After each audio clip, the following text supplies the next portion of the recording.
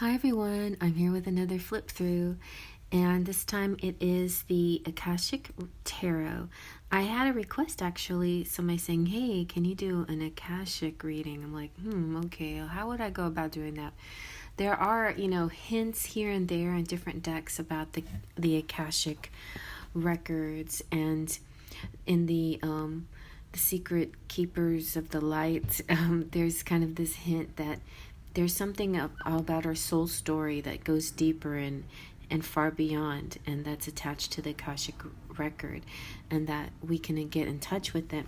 The first time I heard it, though, was in this deck, which is also by Sandra Anne Taylor, which is just amazing. Just an amazing deck. It's like one of my very first favorite oracle decks, and that I cut, I trimmed it, and I edged it I edged it in gold and yellow just to kind of make it really as rich as I possibly could, but it's kind of hard. Hard to get that glassy look. But it was, I feel like it was the crown chakra card, the 7th chakra, Archangel Uriel here, who mentioned the Akashic records, and I'm like, oh, and Alaya consciousness, and I was like, this is something that I need to, keep looking into, and gradually things started to come into my awareness about this, and so she is, the Archangel Uriel is also called the Fire of God, and she wears a brilliant crystal crown vibrating with passion, connecting to the divine, and she brings great power to your 7th energy center, which is called the crown chakra, and that's located on the top of your head. And this card indicates an open and free-flowing channel of information and inspiration from the wonderful beings of the spirit world, which has been happening a lot. Like, it comes and goes in mass doses. Sometimes you get an amazing download, and other times it's a little more peaceful and quiet, and I get a lot of inspiration in my quiet moments. This could also be a time of great intuition for you and guidance from your higher awareness, so allow yourself to quiet your mind and listen. What I like to do, I just like to let spirit guide me to the next step, and sometimes it's quick moving and sometimes it's a little bit slower. Sometimes spirit doesn't have any big plans for me, and they want me to just be in the present moment and just relax, Oh my gosh, you guys pray for us, though, in Texas. I just saw a report about our weather and the hurricane, and everything looks kind of scary. So everybody pray that it just kind of disappears, does something, but does not hit us or form or whatever. Uriel, and getting this card, it's saying this is kind of our collective message from the energy oracle, and I'll get to the Akashic Tarot in a second, but they seem like they'd work well together. And so maybe if you have already the energy oracle, get this one, or if you already have this one, get this one. But I feel like they would be very compatible. So now is the time to get connected. The assistance from spirit is great, and whether it's the presence of an ascended master, a powerful angel like Uriel, or just a loving friend or family member in spirit, which kind of like all of the above with me. Somebody mentioned grandmother and great grandmothers, and I have a lot of ancestors too and last night it was so sweet. Queen was talking to, I think it was Love Queen, who was really connecting with her ancestors, and I felt that beautiful love energy of the ancestors. Also, though, this is the part that I'm trying to get to, is they even open you to the Akashic records, or Alaya consciousness, the storehouse of all information. This connection is open now, and you will find that your own spirit and the spirits of those around you will be able to provide the answers you seek and the blessings you desire and deserve. And an affirmation that you can use is, my 7th chakra is open to its perfect healthy state. Love and inspiration from spirit and my own intuition flow fully to me now.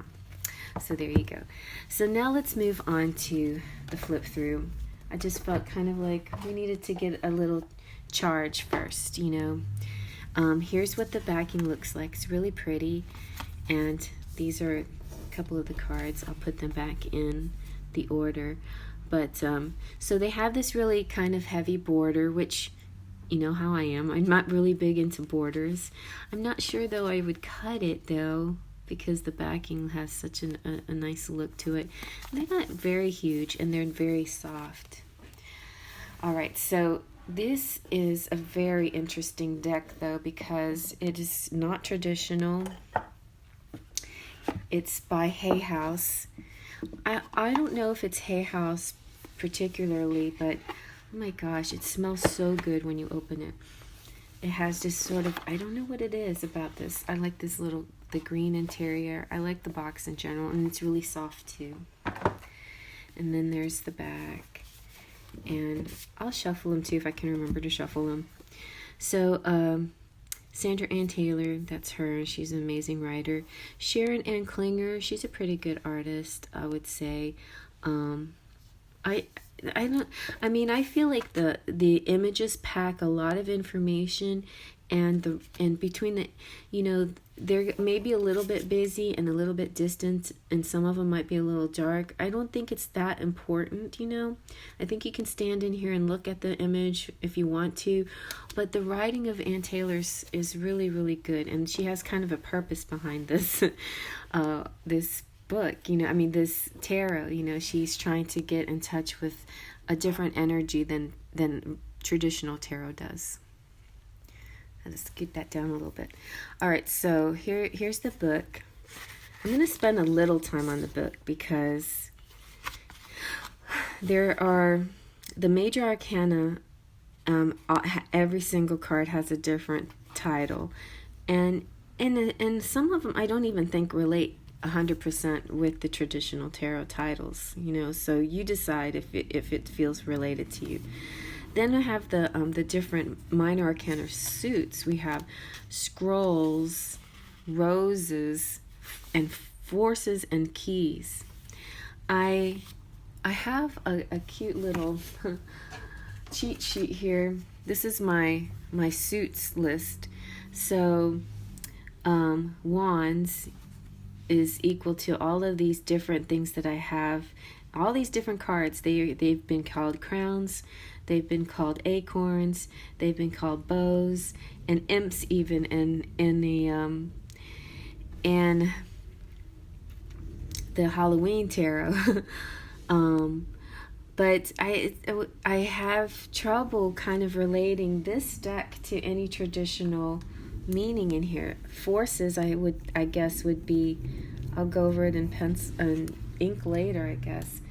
I had it inked out, whited out once because I couldn't figure out this forces actually match with wands, scrolls with swords, keys with pentacles, but definitely roses felt like it went with cups. Roses and cups and hearts all seem, and vessels, summer, they all seem like connected. So let's just keep going through the book. I didn't see anywhere where the author said it related, but what it does have, like in the forces, has some really deep stuff, you know, Akashic field and connections and lightning bolts and things like that powerful moments. But definitely every single suit has a king and a queen.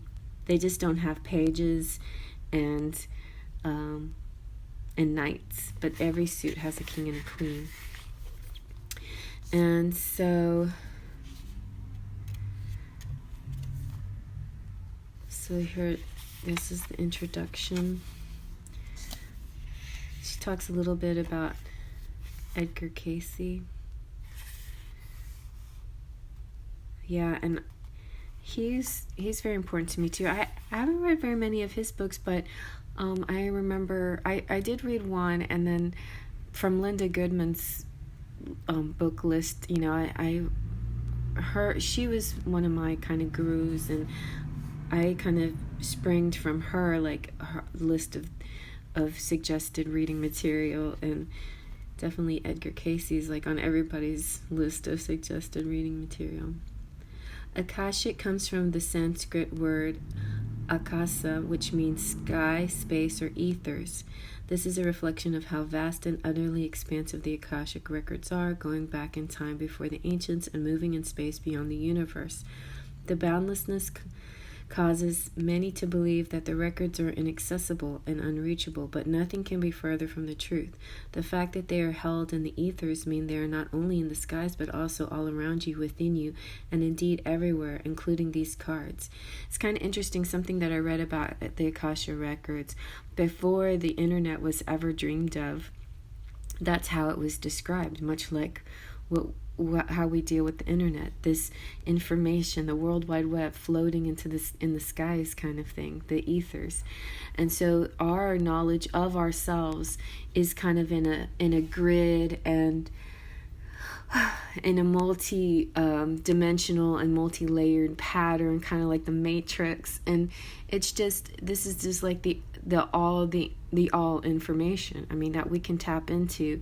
Some of us can have tapped into it, a little bit, but we, as a whole, have a long way to go anyway. But at least, we're learning about it, and that's important. And so here's some definitions. And the records are available.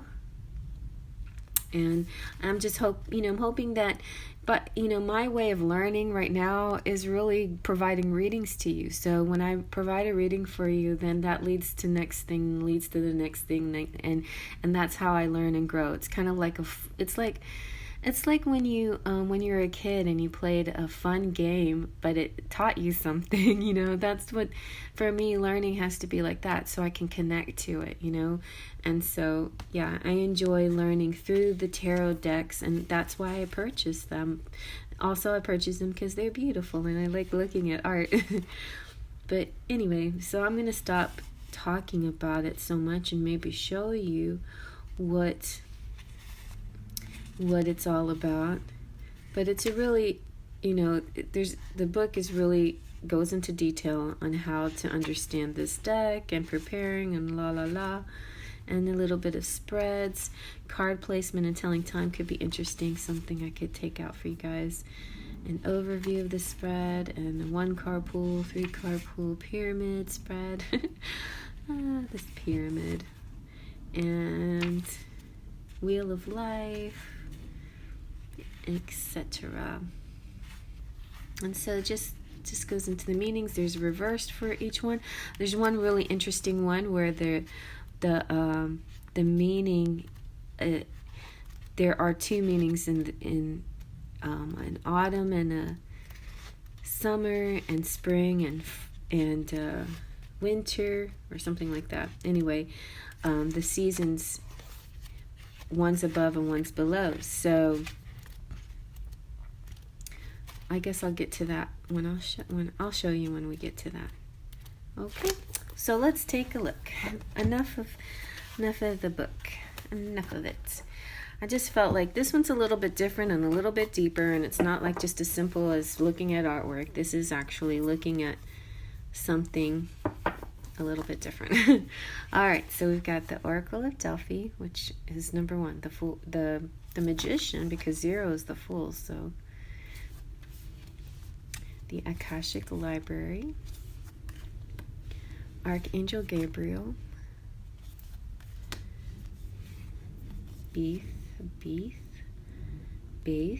or birth,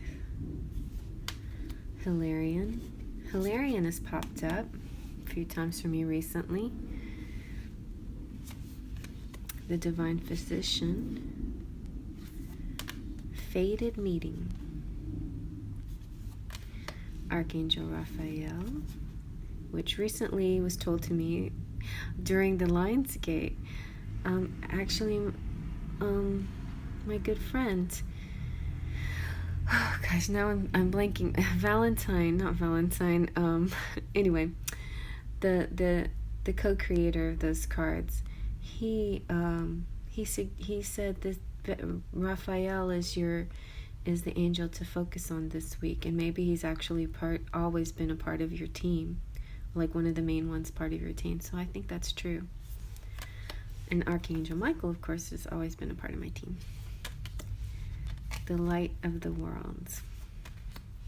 Ark of the Covenant. The scribe. Buddha prepares. Initiation and the Count Saint Germain. So we have a Saint Germain in the Light Keepers Oracle, which is kind of cool, which is another one that could work really good with this deck. The Muse. Caught in the Ruins. The Lookout. Up in the Air. Reflection. Will, Wisdom, and Mind. Uriel and the Sphinx. Add some. On Track. Two Worlds. Okay, so now we're getting into scrolls. So those were all called, those were the major arcana. So now we're going to get into the suit of the scrolls. On Track. Two Worlds. Setting Your Course. Karmic Trench. Diversity. Sands of Time. Intricacies and Industry. Paths Unknown. Queen of Scrolls. She doesn't look like either artist or writer. I wonder who this lady is. King of Scrolls. Now we go into Roses. Commitment. Two of Roses. Winged Messengers. Three of Roses. Loving Elementals. Four of Roses. Views of Ego. Five of Roses. The Garden. Six of Roses. The War of the Roses. Seven of Roses. The Journey. This is so beautiful. I just want to cut it out and just keep this. You guys, I know V might be interested. Maybe she would do something like this, maybe not even let it be a tarot deck, but make it be an oracle deck and just trim the whole dang thing and enjoy the pictures and come up with your own interpretations, because the images do lend themselves that way. Sangha Community. Eight of Roses. Then we have the Queen of Roses and the King of Roses. Then we have Forces, which is, I don't know what element, what does that go with? What suit that matches up with. Forces sounds like power. Could have sort of a wands feeling, but it also, the way it's described, kind of has this sort of, doesn't even sound like, I don't know. Forces doesn't even sound like